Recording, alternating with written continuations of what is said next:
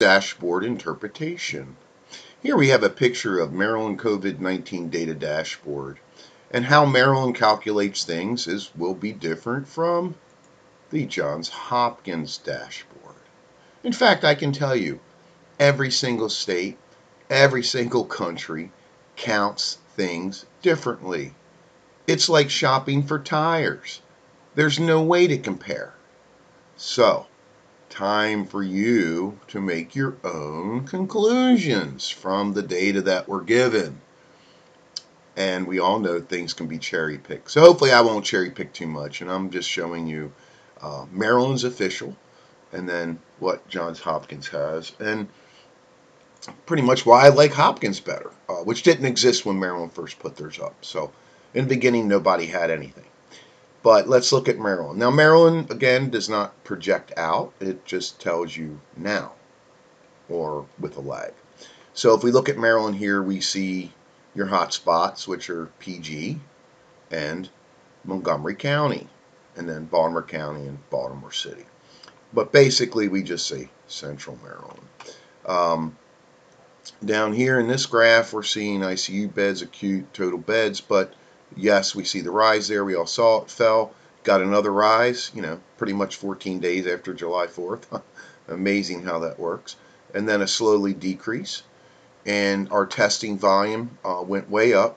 And let's just give you some base numbers. So totally, we've had 127,791 cases. And a 24-hour change was 501. So they're going to give you the change. That's what you want to look at. 7,000 were tested negative, and out of that, they tested 19,570. So the problem with this number in testing volume and they're positive is I personally was tested 3 times because I had to have surgery, and that is basically the rule. They like to test a few times. And so anybody that went in for elective surgery, a minimum of 1 test, but most were multiple. A lot of my friends in the food and beverage industry tested weekly for a while just to ease their fears. And but this number counts every single test, so it's a little bit different. But I can tell you right now, it was at 2 something 7 days ago, and we are going up, and we are increasing hospitalizations. So anytime their test positive rate, no matter how they're calculating it, over time starts showing a 7-day moving average and uptick, then you have a something going on, and it could be because everybody got together during Labor Day. But we should have peaked by then, right? Because it was already 14 days. But anyway, we're obviously testing enough. We're way over 10,000 a day, which is really what we're hitting. So people are getting tested. And again, this is just the state data, and you can drill down into each county. What I would like to look at is these are your moving averages. So I'll give you an idea there. It'll help. Most of you don't even know what a moving average is, but that's okay. It just looks at, instead of looking at 1 day, it kind of smooths it out. So it looks at 7 days to kind of rule out ups and highs and lows and give you a curve. In this graph, it tells you the total cases by age. So when people say young people in school don't get it, well, right there is proof. 14,000 have gotten it under the age of 19. And you see where 2029 now is our main scope, because all the old people now are taking more and more precautions. So kind of interesting data there.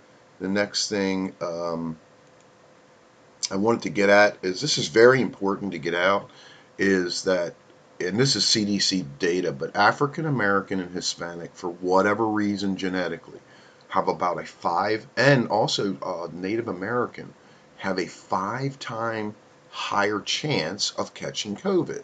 And that has remained the same now for 6 months. And they don't know why, but it's not like it's picking on anybody. It's just that's the data. So if you know that, you might want to take that in consideration. What's interesting too is the Asian population, not hardly any, but here nor there. So let's go look at the other Hopkins method, and what Hopkins says in their testing positivity. Look at the difference. It's 7.66, and Maryland's reporting 3. So what do you believe? Well, what Hopkins does is they probably know somehow with their data that, say, myself was tested 3 times, but they're not going to count 3 negatives. They're going to count 1 negative. As a person, I have been negative. I have never been positive. So you only want to count people who have become positive. And that's why this rate is higher. It's not double and triple counting all the easy negatives. So a little bit cleaner data, but again, that's up to you to decide. I've already decided. Again, they say there's no racial data available, but maybe by confirmed cases and death, but not by testing. They probably have that to themselves, but do we really need to know? And we don't meet WHO recommendation, and that's because WHO recommendation says 5% or lower. And we are at 7.66 and rising. And the next question will be, when we get to that threshold of 10%, do we go back into lockdown again, back to phase 2, let's say? And that's really what should happen, but I don't think it's going to happen. So that's up to you to decide, and that's why if you look at France and Spain, they are locking down as of the first week of October, and their cases are going up. And again, you can't say if you test more, because we're actually testing a little less in Maryland, and yet our data is going up. So that would be, you can get some past week data, past month. So again, the good news is deaths are going down because we have therapeutics, and they are approved and they do work. For risk level, mine personal risk level, that I talk with my doctor is a 5. I get 1 point for everything that matches up in the CDC list of vulnerability. I don't have a weight BMI issue, and I don't have a over 60, which is good. So right away, if you're over 60 and you're overweight, that would be 2. So, and that's what President Trump had. He was 74 and he's overweight. So he only had a risk level of 2. Other people may have asthma on top of age and weight, asthma, heart condition, cancer, other rheumatoid arthritises, anything that deals with your immunity.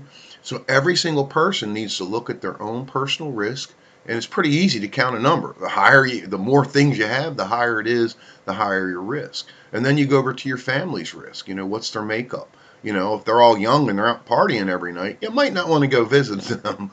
So again, make your own conclusions. I'm just trying to show you some data. Even if you cut the mustard here of 3 and a